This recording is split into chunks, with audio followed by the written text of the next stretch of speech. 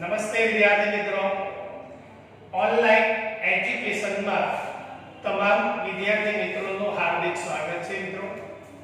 મિત્રો આજે આપણે ધોરણ 10 વિજ્ઞાન અને ટેકનોલોજી ની અંદર પ્રકરણ 2 એસિડ બેઝ અને ક્ષારની ચર્ચા કરશું. મિત્રો આ પ્રકરણના અમુક મુદ્દાઓની તો આપણે ચર્ચા કરી ચૂક્યા છીએ.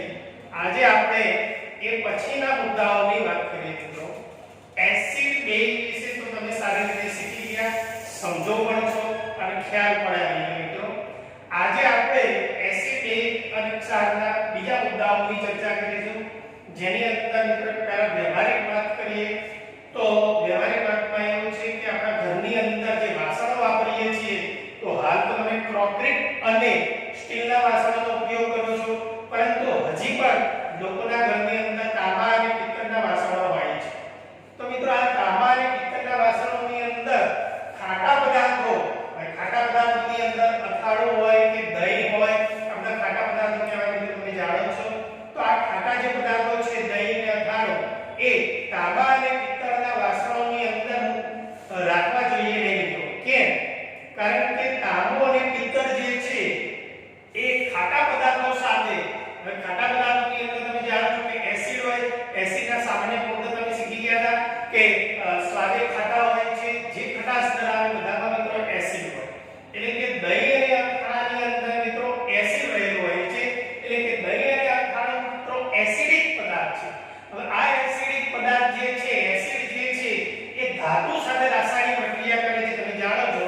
એટલે કે તાંબા અને પિત્તળ સાથે રાસાયણિક પ્રક્રિયા કરશે અને રાસાયણિક પ્રક્રિયા કરીને મિત્રો ક્ષાર બનાવે. હવે આ જે ક્ષાર છે એ રાસાયણિક દ્રષ્ટિએ હાનિકારક હોય છે, જેને આપણે સ્મોલ પોઈઝન કહેવામાં આવે. અને એ પદાર્થો જો તાંબા અને પિત્તળની અંદર રાખવામાં આવે તો રાસાયણિક પ્રક્રિયા દરમિયાન ક્ષાર ઉત્પન્ન થાય. ક્ષાર એટલે ઝેરી પદાર્થ છે મિત્રો રાસાયણિક દ્રષ્ટિએ. તો એ ખાદ્ય પદાર્થો જે છે એ ઝેરી બની જાય અને એ ખાદ્ય પદાર્થો ખાવામાં આવે તો તમે જાણો છો કે ફૂડ પોઈઝન થવાની પૂરેપૂરી શક્યતા રહેલી હોય છે. લાંબા ગાળે રાખવામાં આવે તો ખ્યાલ આવી ગયો છે મિત્રો કે ખાટા પદાર્થોને તાંબા અને પિત્તળના વાસણોની અંદર રાખવા જોઈએ નહીં. તો ખાસ યાદ રાખજો મિત્રો, આ પ્રશ્ન ચોપડીનો તો છે પરંતુ વ્યવહારિક પણ છે. અને મિત્રો એલ્યુમિનિયમનો યુઝ કરતા હોય તો પણ એલ્યુમિનિયમનો યુઝ મિત્રો ઓછો કરવાનો, તો વાસણોની અંદર મિત્રો ખાસ કરીને સ્ટીલનો જ ઉપયોગ કરવાનો. ત્યાર પછીના પ્રશ્નની મિત્રો વાત કરીએ તો પ્રશ્ન એવો છે કે તમામ એસિડ અને બેઝની અંદર શું સરખાપણું છે તે. તમામ એસિડ અને બેઝમાં શું સરખાપણું છે, અથવા એમ પણ પૂછે મિત્રો આલ્કોહોલ અને ગ્લુકોઝ માંથી વિદ્યુત પ્રવાહ પસાર થતો નથી અને એસિડિક પદાર્થો હોય, એસિડ કે બેઝ હોય એમાંથી વિદ્યુત પ્રવાહ પસાર થાય છે. કેમ? તો મિત્રો આ પ્રશ્નનો જવાબ માટે એક પ્રયોગ કરવો જરૂરી છે. પ્રયોગની અંદર કઈ રીતે પ્રયોગ કરે તો આપણે એક આકૃતિ દોરી છે. પ્રયોગ બિલકુલ સિમ્પલ છે. આ પ્રયોગશાળાની અંદર ઈઝીલી થઈ શકે એવો છે મિત્રો. તો પ્રશ્ન આપણે એવો હતો કે એસિડ અને બેઝના દ્રાવણમાંથી વિદ્યુત પ્રવાહ પસાર થઈ શકે છે અને ગ્લુકોઝ જેવા પદાર્થો જે છે, ગ્લુકોઝ અને આલ્કોહોલ બંને હાઇડ્રોજન તત્વ ધરાવે છે, છતાં પણ એમાંથી વિદ્યુત પ્રવાહ પસાર થતો નથી. કેમ? તો એના માટે એક સાદા પ્રયોગની વાત કરીએ મિત્રો. તો સાદા પ્રયોગની અંદર એક પાત્ર લો, જેને આપણે વિજ્ઞાનની ભાષાની અંદર મિત્રો આપણે બીકર કહીએ છીએ. હવે આ બીકરની અંદર એક રબરનું બૂચ લેવામાં આવે છે. તો અહીંયા મિત્રો આ દેખાય છે એ રબરનું મિત્રો બૂચ છે, રબર જેને કહેવામાં આવે. એ રબરની અંદર બે ખીલીઓ જે દેખાય છે તમને, આ બે ખીલીઓ લગાવેલી છે અને આ બે ખીલીઓ સાથે વીજ પરિપથનું જોડાણ કરેલું છે. હવે મિત્રો વીજ પરિપથ એટલે જેની સાથે વાહક, ખુલ્લા વાહક તાર સાથે બેટરી, કળ, સ્વિચ જેવા પદાર્થો જોડવામાં આવે અને બનતી જે રચના છે એને મિત્રો આપણે વીજ પરિપથ કહેવામાં આવે છે. એટલે કે આ ખીલી સાથે આ એક વાહક તાર છે. આ વાહક તાર સાથે 6 વોલ્ટની બેટરી જોડેલી છે, એની સાથે બલ્બ જોડ્યો છે અને એક સ્વિચનું જોડાણ કરેલું છે. હવે મિત્રો બેટરી અને સેલ બંનેમાં ડિફરન્સ તમને ખબર જ છે મિત્રો. એનો સંકેત એક આ રીતનો છે મિત્રો, જાણો છો. આ રીતે કરવામાં આવે તો જેને કહેવામાં આવે છે સેલ. જે આપણે યુઝ કરીએ છીએ કે ઘડિયાળની અંદર જેવા સાધનોની અંદર. તો આ ઋણ ધ્રુવ અને આ ધન ધ્રુવ તરીકે ઓળખવામાં આવે છે. જો મિત્રો વધારે રીતના દોરવામાં આવે નાના મોટા તો મિત્રો વધારે સેલ જોડ્યા એવું કહેવાય. બે આ એક સેલ છે, પછી બે સેલ જોડવા હોય તો આ બે સેલનું જોડાણ કર્યું. એક સેલમાંથી 1.2 અથવા 1.5 વોલ્ટ ઉત્પન્ન થતો હોય તો અહીંયા મિત્રો 3 સેલનું જોડાણ. હવે 2 કે 2 થી વધારે સેલ જોડો તો મિત્રો એને આપણે સેલ ને બેટરી તરીકે ઓળખીએ છીએ અને બેટરીની અંદર સેલ કરતા મિત્રો પાવર વધારે આવે. તો એકમાંથી 1.5 હોય તો અહીંયા આપણે 3 જોડ્યા એટલે કે 6 વોલ્ટની એક બેટરીનું જોડાણ કરેલું છે. હવે કરવાનું શું છે તેના પ્રયોગની વાત કરીએ મિત્રો. તો એક દ્રાવણ તરીકે આપણે લેવાનું છે મંદ એસિડ. મંદ એસિડની અંદર તમે જાણો છો કે HCl પણ લઈ શકો છો, H2SO4 પણ લઈ શકો છો. સ્ટાર્ટ કરીએ મિત્રો. મંદ HCl નું દ્રાવણ લઈએ. આ દેખાય છે દ્રાવણ લીધું. મંદ HCl નું દ્રાવણ બુજ બે ખીલ્લી સાથે વીજ પરિપથનું મિત્રો જોડાણ બતાવે છે. અને વીજ પરિપથ સાથે ખ્યાલ આવી ગયો છે મિત્રો બેટરી, બલ્બ અને સ્વિચનું જોડાણ. તો આકૃતિમાં બધા પ્રમાણે સાધનોની મિત્રો ગોઠવણી કરી દેવાની છે. ત્યાર પછી શું કરવાનું છે તે સ્વિચ જે છે એને વિજ્ઞાનની ભાષામાં ક્રોડ પણ કહેવામાં આવે છે. કી સ્વિચ મિત્રો પાડવામાં આવે તો સ્વિચ પાડવામાં આવે તો બેટરીમાંથી ઇલેક્ટ્રોન પસાર થાય અને ઇલેક્ટ્રોનની ગતિને મિત્રો વિદ્યુત પ્રવાહ કહેતા હતા. તો ઇલેક્ટ્રોન પસાર થાય તો એ ઇલેક્ટ્રોન આપેલા દ્રાવણમાંથી મિત્રો પસાર થશે. આપેલા દ્રાવણમાંથી પસાર થશે તો તમારે અવલોકન શું કરવાનું છે? તો સ્વિચ પાડો તો શું થાય છે એ તમારે અવલોકન કરવાનું. અને અવલોકન કરતા શું જણાશે એની પણ ચર્ચા જોડી કરી નાખીએ. તો સ્વિચ પાડવામાં આવે તો મિત્રો બલ્બ પ્રકાશિત થાય છે.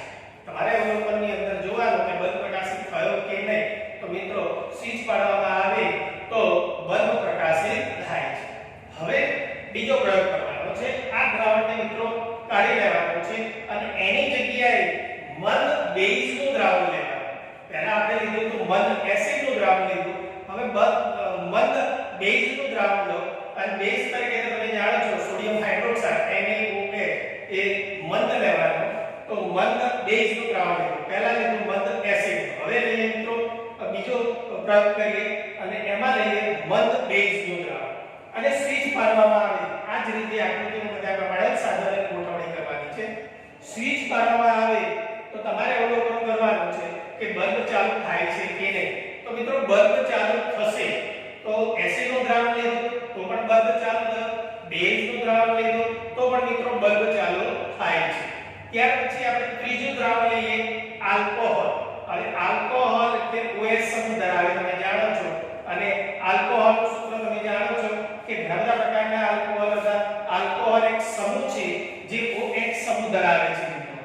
આ આલ્કોહોલનો સમૂહ છે જેની અંદર આવતા પદાર્થોની વાત કરીએ તો મિથેનોલ, ઇથેનોલ આ બધા આલ્કોહોલ છે. તો તમારે આલ્કોહોલ તરીકે મિથેનોલ પણ લઈ શકો છો અને બ્યુટેનોલ પણ લઈ શકો છો જેનું સૂત્ર છે મિથેનોલનું CH3OH અને જો બ્યુટેનોલ લો તો એનું સૂત્ર છે C2H5OH. આ છે મિથેનોલ અને આ છે ઇથેનોલ. અને મિથાઇલ આલ્કોહોલ અને ઇથાઇલ આલ્કોહોલ તરીકે પણ ઓળખવામાં આવે છે. તો આ બે પૈકી કોઈ પણ એક દ્રાવણ તમે લઈ શકો છો. આપણે લઈએ છીએ મિથાઇલ આલ્કોહોલ, આલ્કોહોલનું દ્રાવણ અને બેઝનું દ્રાવણ કાઢી નાખવાનું છે. હવે મિથાઇલ આલ્કોહોલ લઈએ એટલે કે આલ્કોહોલનું દ્રાવણ લઈએ અને મિત્રો સ્વિચ પાડો. હવે સ્વિચ પાડો તો અવલોકન કરો કે બલ્બ ચાલુ થાય છે કે નહીં, પ્રકાશિત થાય છે કે નહીં. જો મિત્રો સ્વિચ પાડવામાં આવે તો તમે બલ્બ જોશો તો બલ્બ પ્રકાશિત થતો નથી. ત્યાર પછી આપણે ત્રીજું દ્રાવણ લઈએ ગ્લુકોઝ અને ગ્લુકોઝનું સૂત્ર તમે જાણો છો C6H12O6 ગ્લુકોઝ જેનું સૂત્ર C6H12O6 આ ગ્લુકોઝનું સૂત્ર છે મિત્રો. તો આ દ્રાવણ હવે લઈએ. ચોથું દ્રાવણ લીધું આપણે અને આકૃતિ બતાવ્યા પ્રમાણે સાધનની ગોઠવણી કરવાની. હવે મિત્રો સ્વિચ પાડવામાં આવે તો બલ્બ પ્રકાશિત થાય છે કે નહીં જોવાનું છે, અવલોકન કરવાનું છે. તો મિત્રો બલ્બ પ્રકાશિત થતો નથી. મતલબ શું થયું કે એસિડ અને બેઝનું દ્રાવણ લીધું તો બલ્બ પ્રકાશિત થયો અને આ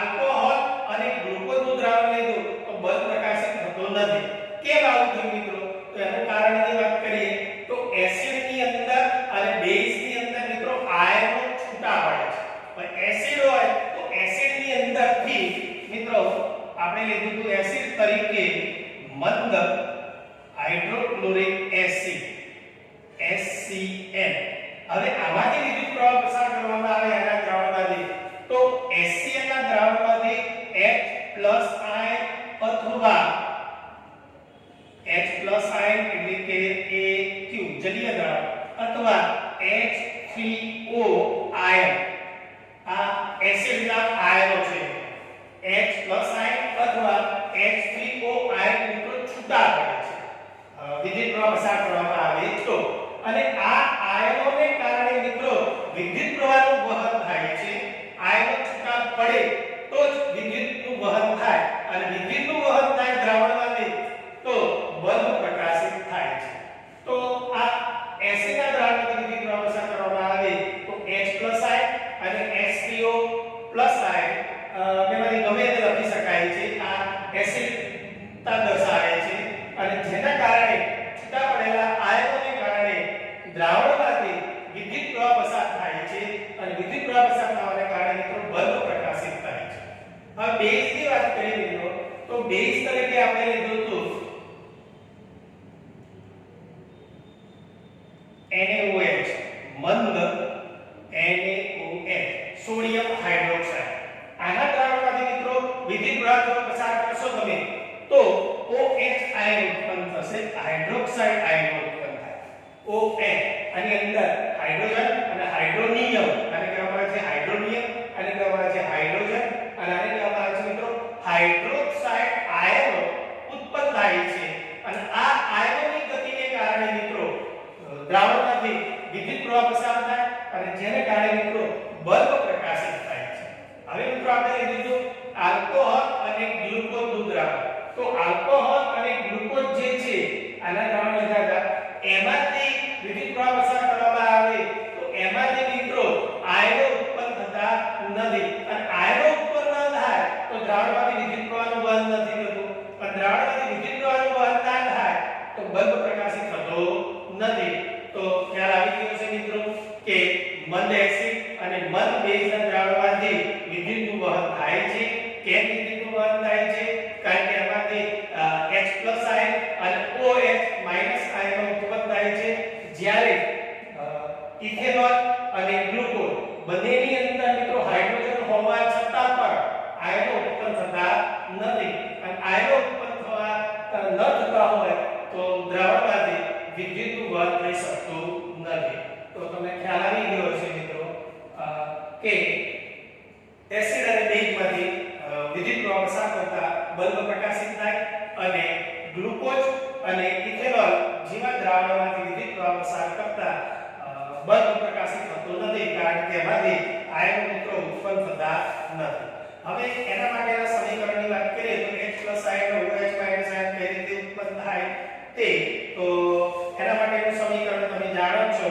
કે એસિડનું દ્રાવણ લો એક બેઝનું દ્રાવણ લો દાખલા તરીકે એસિડ તરીકે લઈએ HCl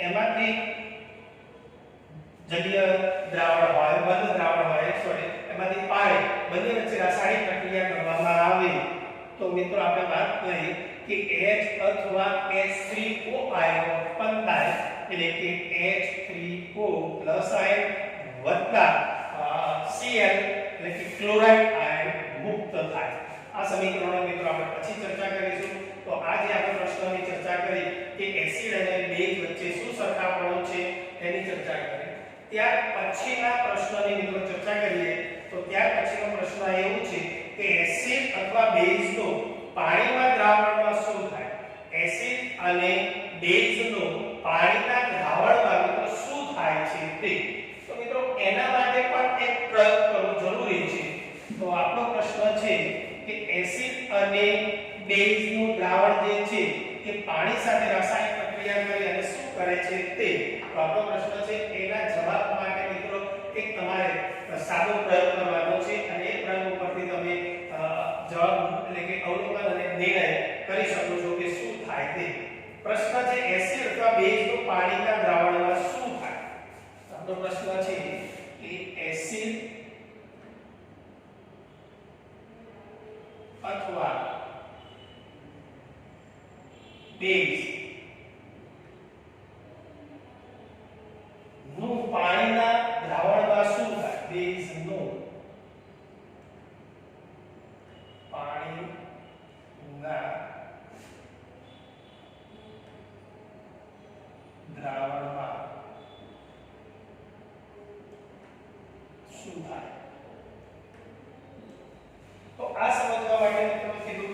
સાદો પ્રયોગ કરવો જરૂરી છે. સાદા પ્રયોગની અંદર શું કરવાનું છે તેની ચર્ચા કરીએ. તો મિત્રો એક સખત કાચની કસ નળી લેવાની. દાખલા તરીકે આપણે એક દોરીએ છીએ ચિત્ર, તો એક સખત કાચની કસ નળી લો. હવે આ કસ નળીની અંદર મંદ એસિડ નું દ્રાવણ. હવે એસિડ તરીકે મિત્રો લઈએ H2SO4. તો સૌપ્રથમ કાચની સખત કસ નળી,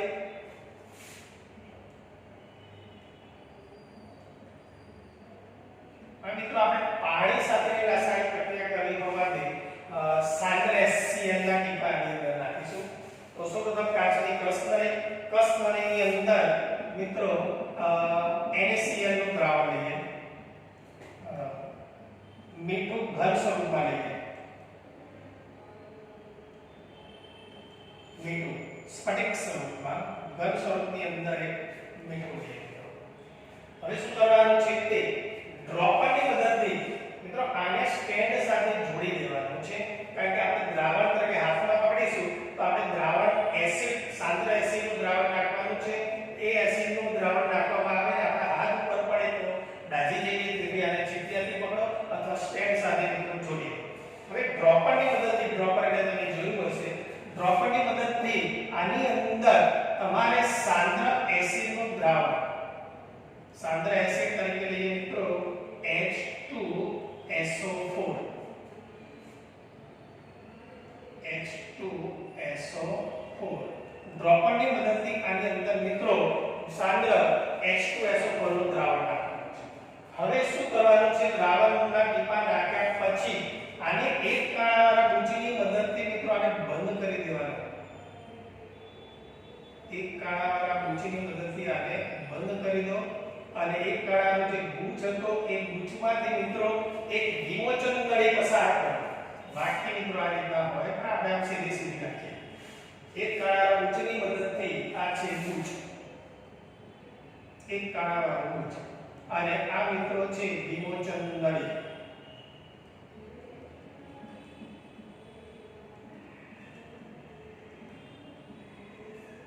તો મિત્રો શું થાય, સાંદ્ર H2SO4 નું દ્રાવણ નાખવામાં આવશે તો આની અંદરથી એક વાયુ બહાર નીકળતો તમને દેખાશે. હવે જો વાતાવરણ ભેજવાળું હોય, ખાસ યાદ રાખજો મિત્રો, વાતાવરણ ભેજવાળું હોય તો ભેજને કારણે મિત્રો જે આ વાયુ છે એ ભેજને પાણી એની સાથે રાસાયણિક પ્રક્રિયા કરી શકે છે. એટલે તમારે શું કરવાનું છે, એ ભેજને દૂર કરવા માટે કેલ્શિયમ ક્લોરાઇડ CaCl2 એક પદાર્થ છે કેલ્શિયમ ક્લોરાઇડ, એને રક્ષક નળી આવે છે. એ રક્ષક નળી મારફતે આ ભેજને દૂર કરવાનો છે.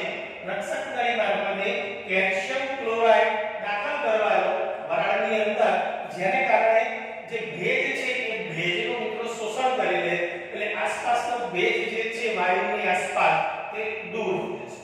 તો ખ્યાલ આવી છે, ભેજવાળું વાતાવરણ હોય તો જ મિત્રો કેલ્શિયમ ક્લોરાઇડ જે છે એને રક્ષક નળી મારફતે પાત્રની અંદર દાખલ કરવાનું, જેથી કરીને ભેજ દૂર થાય, શોષણ થાય, આપણે શુષ્ક વાયુ બહાર નીકળે એવો પ્રયત્ન કરવાનો છે. હવે આમાંથી વાયુ બહાર આવતો તમને દેખાશે, ગેસીસ. હવે એ જે વાયુ છે એ વાયુની તમારી નજીક એની ઉપર એક ભીનું લિટમસ પેપર અને એ સૂકું લિટમસ પેપર, એ ભીનું લિટમસ પેપર. મિત્રો આપણે લિટમસ પેપર શીખી ગયા હતા, લાલ લિટમસ પેપર અને ભૂરું લિટમસ પેપર. પેપર કેટલા પ્રકારના આવતા હોય છે રંગોની અંદર, આપણે લાલ અને ભૂરાની જ વાત કરી. અને બીજું લિટમસ પેપર લેવાનું છે સૂકું લિટમસ પેપર. આ બે લિટમસ પેપર લેવાના અને ભૂરા રંગનું લિટમસ પેપર મિત્રો લઈએ.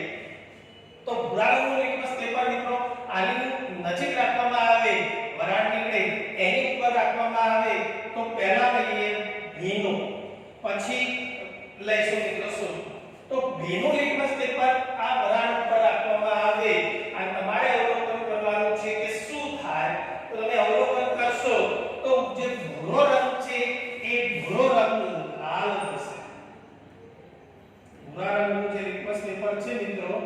એ લાલ રંગનું બની જશે. ભીનું લેવામાં આવે તો જ્યારે તમે સૂકું લિટમસ પેપર અહીંયા રાખશો મિત્રો તો એની ઉપર કોઈ અસર થશે નહીં. મતલબ સૂકું ભૂરા રંગનું લિટમસ પેપર ભૂરા રંગનું જ જોવા પડશે, એના રંગની અંદર કોઈ ફેરફાર થતો નથી. તો હવે ભૂરું લિટમસ પેપર લાલ ક્યારે થયું? ભીનું હતું ત્યારે. ભીનું એટલે મિત્રો પાણી વાળું આપણે લિટમસ પેપરને કહ્યું. પાણીમાં ડબોળવામાં આવે લિટમસ પેપરને કોઈ અસર થતી નથી, તટસ્થ હોય મિત્રો. અને એ પાણી અને આ જે બહાર નીકળતી જે વરાળ છે, વાયુ નીકળ્યો, એ બંને વચ્ચે રાસાયણિક પ્રક્રિયા થઈ અને રાસાયણિક પ્રક્રિયા થવાને કારણે મિત્રો એના રંગમાં ફેરફાર થયો. ભૂરું હતું એટલે લાલ થયો, મતલબ ભીનું એટલે પાણી. પાણી વાળું હતું તો જ રાસાયણિક પ્રક્રિયા થઈ. એટલે કે જે એસિડ જે છે એ ભેજવાળા વાતાવરણની અંદર મતલબ કે ભીનું એટલે પાણી સાથે રાસાયણિક પ્રક્રિયા કરે છે અને આયનો મુક્ત કરે છે. અને એસિડ કયા આયનો ઉત્પન્ન કરે છે તમે શીખી ગયા, H+ આયન અથવા H3O આયન. અને બેઝ પણ રાખવામાં આવે મિત્રો તો પણ OH આયન હાઇડ્રોક્સાઇડ આયન ઉત્પન્ન કરે છે. એટલે કે જો પાણીની હાજરી હોય તો જ મિત્રો આયનો ઉત્પન્ન થાય. પાણીની ગેરહાજરી હોય તો મિત્રો આયનો ઉત્પન્ન થતા નથી. અને આયનો ઉત્પન્ન થાય તો જ મિત્રો રાસાયણિક પ્રક્રિયા થાય. એટલે કે એસિડ ભીના લિટમસ પેપર સાથે એટલે કે પાણી હોય તો જ આયનો મુક્ત કરી શકે છે. અને પાણી ન હોય તો આયનો મુક્ત કરી શકતા નથી. અને આયનો મુક્ત થાય તો જ મિત્રો રાસાયણિક પ્રક્રિયા થાય. એટલે કે ભીનું લિટમસ પેપર હશે તો ભૂરા રંગનું લિટમસ પેપર લાલ થશે, અને સૂકું લિટમસ પેપર હશે તો ભૂરા રંગનું લિટમસ પેપર ભૂરું જ રહેશે. એના રંગમાં કોઈ મિત્રો ફેરફાર થતો નથી. એટલે કે એસિડ અને બેઝ જે છે એ પાણી હોય તો જ મિત્રો રાસાયણિક પ્રક્રિયા કરે, એટલે તેના આયનો ઉત્પન્ન થાય. જ્યારે એ પાણી ન હોય ત્યારે એમાંથી મિત્રો આયનો ઉત્પન્ન થતા નથી. તો ખ્યાલ આવી ગયો છે મિત્રો. તો એને સમીકરણ સ્વરૂપે લખવું હોય તો એસિડ તરીકે તમને કીધું કોઈ પણ એક એસિડ લઈ લઈએ. HCl એ સાંદ્ર એસિડ છે, HCl. અને આપણે સાંદ્ર હોય તો તમને એમાં જાણો છો કે વરાળ નીકળતી હોય એટલે ગેસિયસ સ્વરૂપમાં આપણે બતાવીએ. અને પાણી સાથે રાસાયણિક પ્રક્રિયા કરે તો મિત્રો આપણે વાત કરી કે H+ આયન અથવા H3O આયન તમે અથવા H3O+ આયન અથવા H+ આયન વત્તા ક્લોરિક આયન Cl જેને કહેવાય ક્લોરિન આયન. આને કહેવામાં આવે છે મિત્રો હાઇડ્રોજન આયન. આને કહેવામાં આવે છે hydronium ion. Hydronium ion, hydrogen ion, chlorine ion જેને કહેવામાં આવે. અને આ આયન હોવાથી એ ક્યુ તરીકે મિત્રો આપણે દર્શાવીએ. એટલે કે એસિડ હોય તો H+ અથવા H3O+ આયનો મુક્ત કરે અને એ ઉપર તમે કહી શકો કે આ એસિડ છે. જે દ્રાવણમાંથી H+ આયન અથવા H3O આયન ઉત્પન્ન થાય તો એ દ્રાવણ એસિડિક. આવું એક મિત્રો આપણે કીધું કે એસિડ અને બેઝ બંનેની વાત કરી હતી. આપણે બેઝ યુક્ત પદાર્થ લઈએ અને બેઝ યુક્ત પદાર્થની અંદર તમે જાણો છો કે NaOH કે ગમે તે લઈ શકાય છે. દાખલા તરીકે સોડિયમ હાઇડ્રોક્સાઇડ NaOH એ પાણી સાથે રાસાયણિક પ્રક્રિયા કરે. પાણી એટલે તમે જાણો છો કે લિક્વિડ સ્વરૂપની અંદર હોય અને સોડિયમ હાઇડ્રોક્સાઇડ મિત્રો આપણે સોલિડ અવસ્થામાં લઈએ અને આ બંને વચ્ચે રાસાયણિક પ્રક્રિયા થાય તો NaOH એ બેઝ છે. તો તમને કીધું મિત્રો કે OH આયન ઉત્પન્ન થાય, OH- આયન ઉત્પન્ન થાય અને OH આયન ઉત્પન્ન થાય પછી બાકી વધે છે મિત્રો સોડિયમ અને સોડિયમ છૂટું પડે છે. એ ખ્યાલ તમને મિત્રો આવી ગયો. એટલે કે Na+ આયન, Na+ આયન અને OH. અને OH આયન તમે જાણો છો કે હાઇડ્રોક્સાઇડ આયન અને સોડિયમ આયન મુક્ત થાય. તો ગમે તે તમે તો બેઝ લઈ શકો. દાખલા તરીકે આપણે લઈએ KOH. KOH એની પાણી સાથે રાસાયણિક પ્રક્રિયા કરવામાં આવે H2O તો મિત્રો K + OH આયન મુક્ત થાય એ રીતે મિત્રો મેગ્નેશિયમ હાઇડ્રોક્સાઇડ લેવામાં આવે તો એનું સૂત્ર છે MgOH જેને કહેવામાં આવે એની પાણી સાથે રાસાયણિક પ્રક્રિયા કરવામાં આવે મિત્રો તો OH આયન તો લખી નાખો અને મેગ્નેશિયમ પણ ખબર પડી ગઈ તમને એટલે કે Mg આયન મેગ્નેશિયમ OH હવે મિત્રો મેગ્નેશિયમ ની ઉપર ડબલ પ્લસ લખવામાં આવે છે કેમ કારણ કે બાહ્યતમ કક્ષાની અંદર મિત્રો બે ઇલેક્ટ્રોન છે બે ઇલેક્ટ્રોન તે મુક્ત કરે છે તેથી એની ઉપર આપણે ડબલ પ્લસ ની નિશાની અથવા +2 લખવામાં આવે તો આ બે સાથે રાસાયણિક પ્રક્રિયા કરવામાં આવે પાણીની તો તમને ખ્યાલ આવી ગયો હશે કે OH આયન ઉત્પન્ન થાય છે અને એસિડ સાથે રાસાયણિક પ્રક્રિયા કરવામાં આવે પાણીની તો H+ આયન અથવા H3O આયન એમાંથી મિત્રો ગમે તે તમે લખી શકો છો આ ઉત્પન્ન થાય છે આ બેઝ અને એક ખાસ બીજું યાદ રાખજો મિત્રો કે બેઝ પાણીમાં જો દ્રાવ્ય હોય બધા બેઝ પાણીમાં દ્રાવ્ય નથી હોતા મિત્રો જે બેઝ પાણીમાં દ્રાવ્ય હોય તો એવા બેઝને મિત્રો આલ્કલી તરીકે ઓળખવામાં આવે છે આલ્કલી જે બેઝ પાણીમાં દ્રાવ્ય હોય એવા બેઝને મિત્રો આલ્કલી તરીકે ઓળખવામાં આવે છે મતલબ કે આલ્કલી દ્રાવણો જે છે તે પાણીમાં દ્રાવ્ય હોય બધા બેઝ પાણીમાં દ્રાવ્ય હોતા નથી આલ્કલી બેઝ જે હોય એ મિત્રો પાણીમાં દ્રાવ્ય હોય છે અને મિત્રો પાણીમાં દ્રાવ્ય થાય તો શું થાય તો જે બેઝ પાણીમાં દ્રાવ્ય હોય કે આલ્કલી પાણીમાં દ્રાવ્ય છે તો મિત્રો ક્ષાર ઉત્પન્ન થાય છે રાસાયણિક પ્રક્રિયા થાય મિત્રો રાસાયણિક પ્રક્રિયા થાય તો તમે જાણો છો કે એક પ્રકારનો ક્ષાર ઉત્પન્ન થાય છે પાણીમાં ઓગળે છે મિત્રો અને એ દ્રાવણ જે છે એનો જે ટેસ્ટ છે એ તુરાળનો હોય એ દ્રાવણ ચીકણું હોય અને ખવાઈ ગયેલું હોય ખવાઈ ગયેલું એટલે ક્ષારવાળું ખવાઈ ગયેલું દ્રાવણ જેને કહેવાય ક્ષારીય દ્રાવણ કહેવામાં આવે જે નુકસાન કરે જે વૈજ્ઞાનિક દ્રષ્ટિએ મિત્રો ઝેરી કહેવામાં આવે છે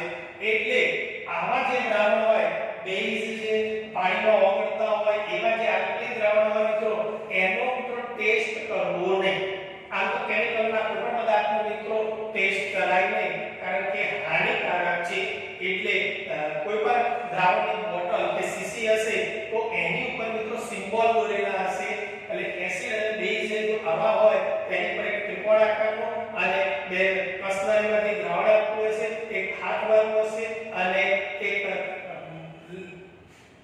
સ્લાઇડ બતાવેલી હશે અને એક ચિત્ર બતાવેલું હોય તો તમારે સમજવાનું કે આ ડેન્જર છે અને નુકસાનકારક છે તેથી એવા દ્રાવણોથી હંમેશા દૂર રહેવું એટલે ખૂબ જ તો કાળજી રાખવી તો આ પ્રશ્ન આપણો હતો કે એસિડ અને બેઝ પાણી સાથે રાસાયણિક પ્રક્રિયા કરે તો શું થાય છે તે તો એની આપણે સમજ આપી ચૂક્યા છે તો આ મિત્રો તમને ખ્યાલ આવી ગયો છે ત્યાર પછીનો મિત્રો જે આપણો પ્રશ્ન છે એ પ્રશ્ન છે કે મંથન પ્રક્રિયા કોને કહેવામાં આવે છે તે મંથન પ્રક્રિયા